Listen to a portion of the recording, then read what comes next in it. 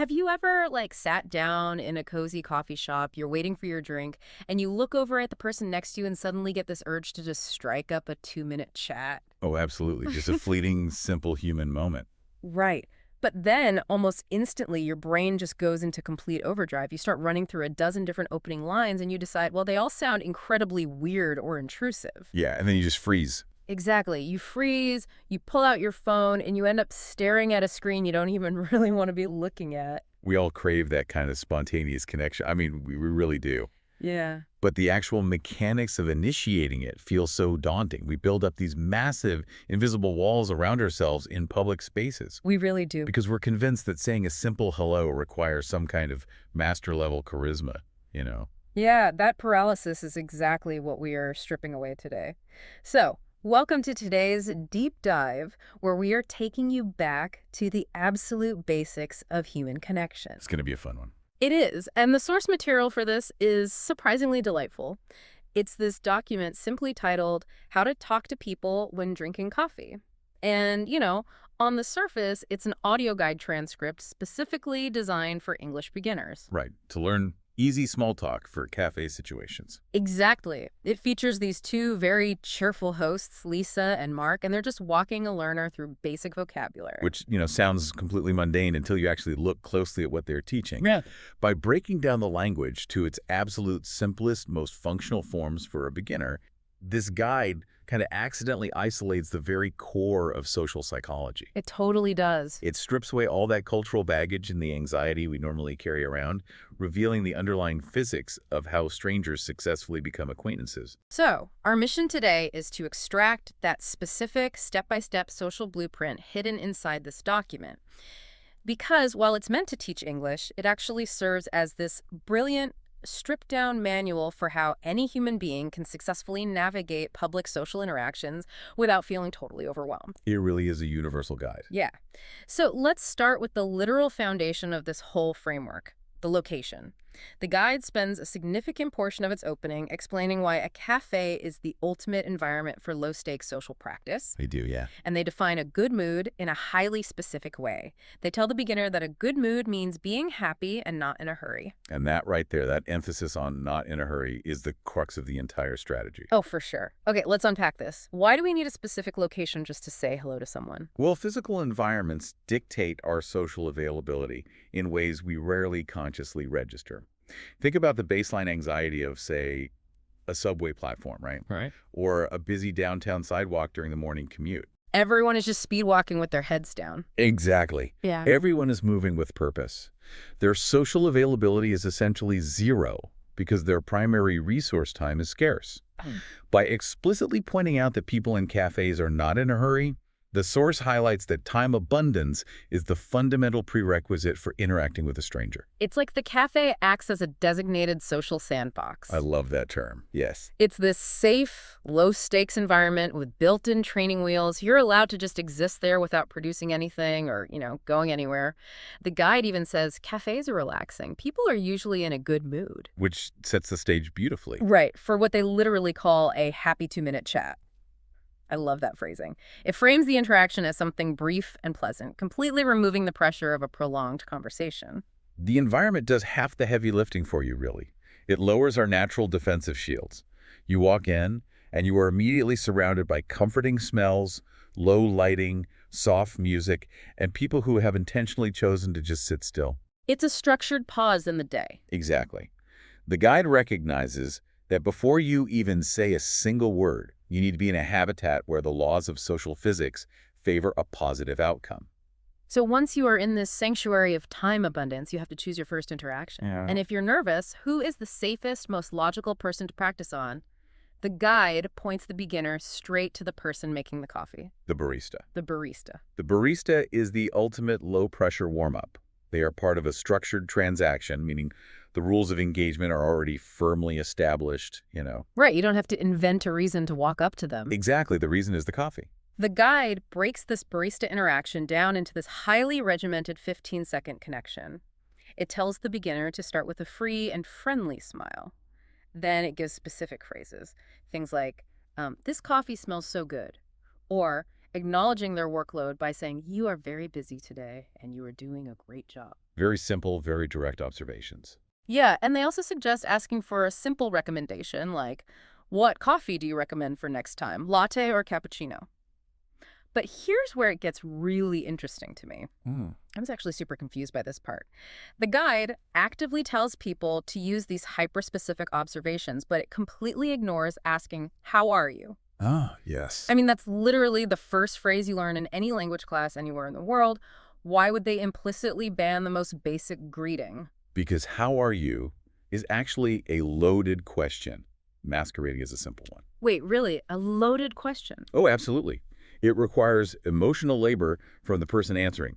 Just imagine a barista who is 2 hours into a brutal morning rush, right? They're dealing with broken espresso machines and patient customers. Spilled milk everywhere. Exactly. Asking them how they are forces them to make a split-second decision. Do they lie and perform the socially acceptable, "I'm fine, thanks"? Or do they actually assess their current mental state, which they absolutely do not have the time or energy to do? Oh, wow. I never thought about it like that. You're putting them on the spot to manage your social expectation. Precisely. By keeping the topic strictly confined to the barista's immediate physical environment, the smell of the coffee, the length of the line, their visible workload, the guide keeps the pressure incredibly low. So you're not asking them to perform. Right. You are acknowledging their hard work by saying you are doing a great job without demanding a single ounce of emotional performance in return. You are simply validating their reality. It's a guaranteed positive interaction that gives both of you a tiny 15-second confidence booster. And the guide actually times it out in the text to prove how brief it is. The hosts do this little role play and proudly announce, "See, that took only 15 seconds. Which is brilliant for someone who's nervous. So true. So you've had this micro interaction. The barista smiled. You feel validated. Your brain gets a little hit of dopamine. You take your honey latte, turn around, and look at the seating area. And suddenly you're out of the structured transaction zone. Yes. It's the Wild West of the cafe floor. How do you approach someone who isn't getting paid to be there? Well, this is where the training wheels come off. But the source provides a really rigid checklist for reading the room before you even attempt to make eye contact. It's an exercise in identifying social green lights and red flags. And the red flags are incredibly explicit. The guide says do not talk to people who are staring at a phone, reading a book, or wearing headphones. The text states point blank that headphones explicitly mean don't talk to me. Which has essentially become the universal, nonverbal contract of the modern public space. Headphones are basically the modern equivalent of a do not disturb sign hanging on a hotel room door. You wouldn't just barge into a room with that sign on the knob, right? Exactly. But we sometimes feel entitled to barge into the headspace of someone wearing earbuds just because they happen to be sitting in a public chair. Yeah, the guide is teaching basic respect for boundaries. It says to look for the green lights instead, like people who are smiling or simply looking around the room. If we step back and look at the broader mechanism here, this entire section is a masterclass in reading nonverbal consent. Nonverbal consent, yeah. Before a single syllable is uttered, the beginner is trained to assess external availability. Mm.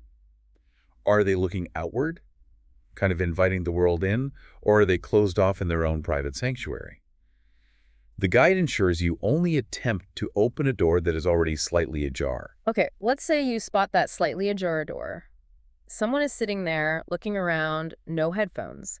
The guide offers what we could call the shared environment icebreaker. Right. They don't suggest marching up and introducing yourself by name, which is a relief. Instead, you comment on the cafe itself. The music here is nice, isn't it? Or is this your first time here? Because relying on the shared environment is the safest possible way to test the waters. It doesn't force the other person to talk about themselves or reveal personal information right out of the gate. Right. You're putting a completely neutral observation out into the physical space between the two of you. So you're pointing at the background music instead of pointing a spotlight directly at them. Yes.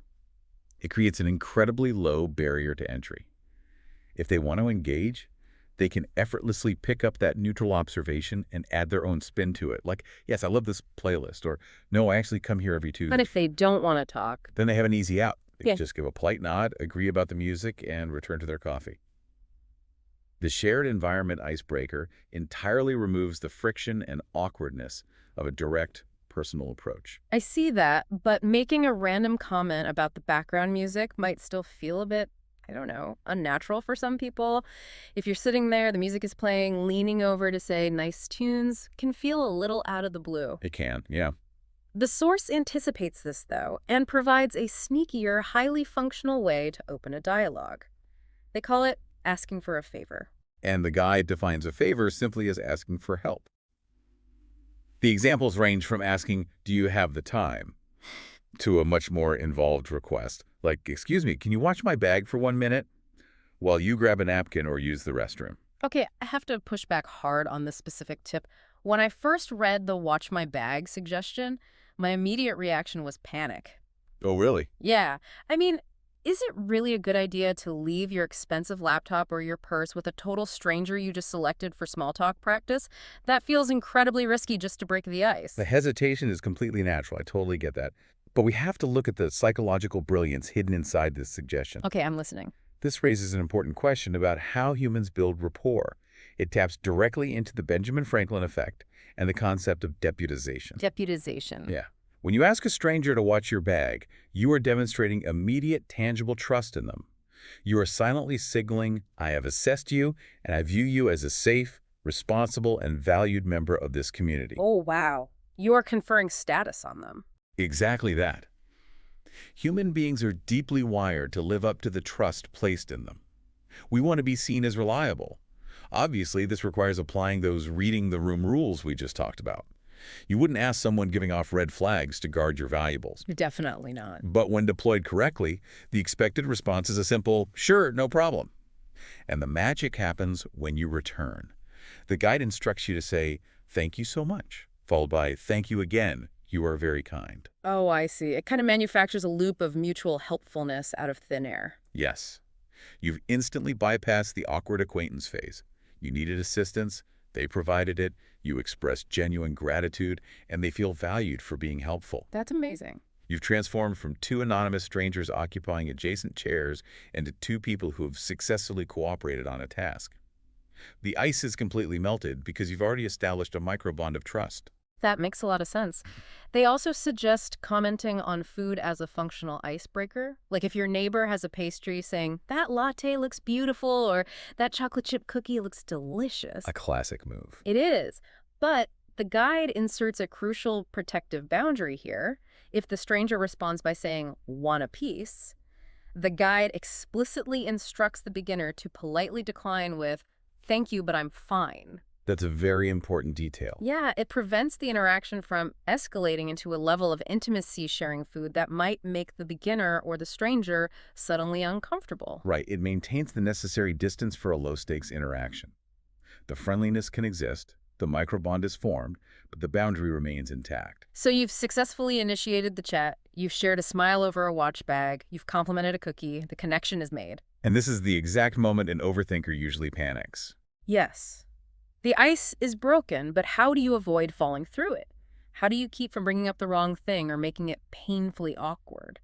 Well, the source addresses this by establishing incredibly rigid guardrails for the conversation. The guide actually has an entire section dedicated to what not to say, and it serves as the definitive parameters for light public interaction. The rules are absolute. No politics, no government, no elections. You must stick exclusively to safe topics that don't cause problems, which they define strictly as the weather, the cafe, or the food. Furthermore, no sad things, no illness. Which is smart, because we often forget why these topics are taboo in casual settings. It isn't just about avoiding a heated argument. Discussing politics, illness, or personal tragedy requires heavy emotional labor and vulnerability. It really does.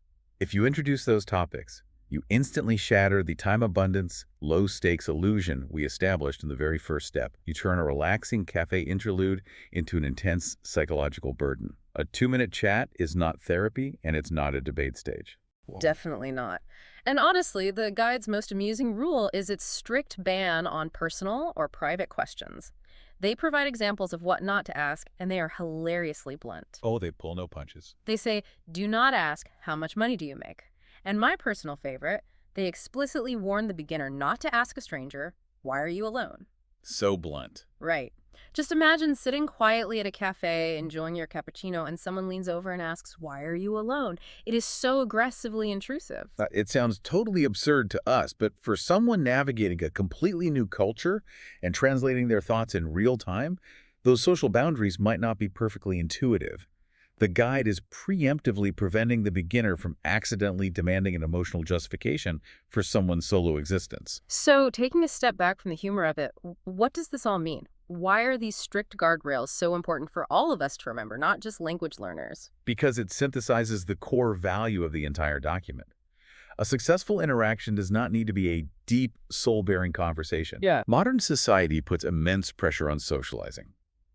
We often operate under the false assumption that every conversation needs to be profoundly meaningful or productive to be worthwhile. The source counters this beautifully by stating, even if you only say one sentence, that's a success. I love that.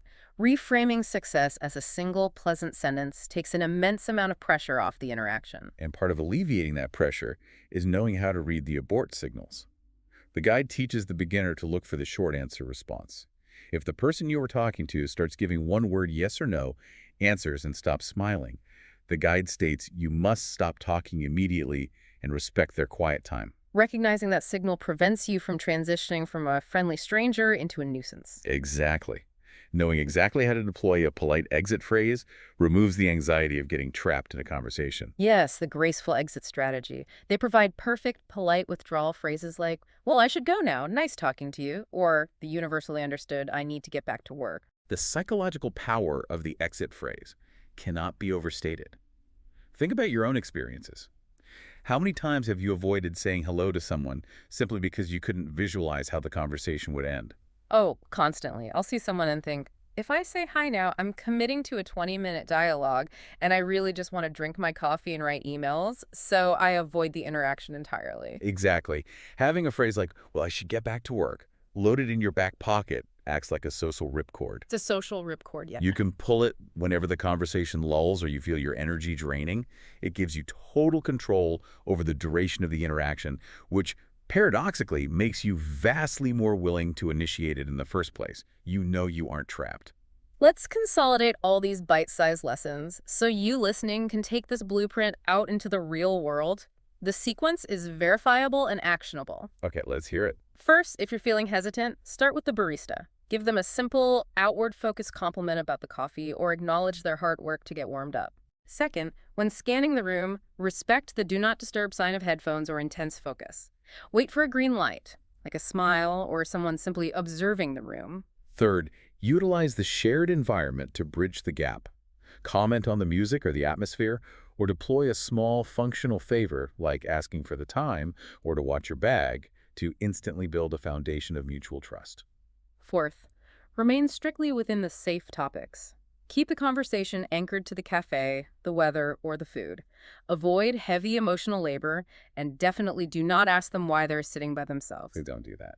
And finally, always have your graceful exit prepared. Have that, "I need to get back to work," ready to go so you never feel stuck, and you can end the interaction on a high note. While this guide was drafted to help anxious beginners practice English vocabulary without fear, it really functions as a powerful reminder for everyone. It really does. These low-pressure micro-connections, a shared smile over a good cup of coffee, a brief exchange about a song playing on the speakers, they instantly brighten our day. They reaffirm that we are part of a shared community, and they do it without requiring a massive commitment of our time or our emotional reserves. It's the simple joy of low-stakes humanity, and it leaves me with a final, provocative thought for you to ponder. We've just spent this entire deep dive breaking down how these highly structured basic rules, no heavy topics, keeping it strictly under 2 minutes, relying solely on simple observations are incredibly effective at forging warm, low-pressure connections with total strangers. It creates a reliable framework for safety and warmth. So consider this. What would happen if we applied this exact same low-stakes framework to the interactions we have with the people we already know? Oh, that's interesting. Right.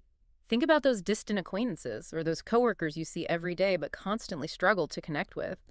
What if, instead of feeling the overwhelming pressure to ask probing questions or engage in a deep, meaningful catch-up, we just treated them like someone sitting next to us in a cozy cafe? Just keeping it light. Exactly. Just a shared neutral observation, a pleasant smile, and a quick, graceful exit.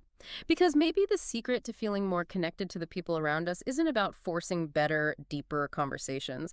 Maybe it's just about knowing how to stop overthinking, step out of our own heads, and successfully enjoy a happy 2-minute chat.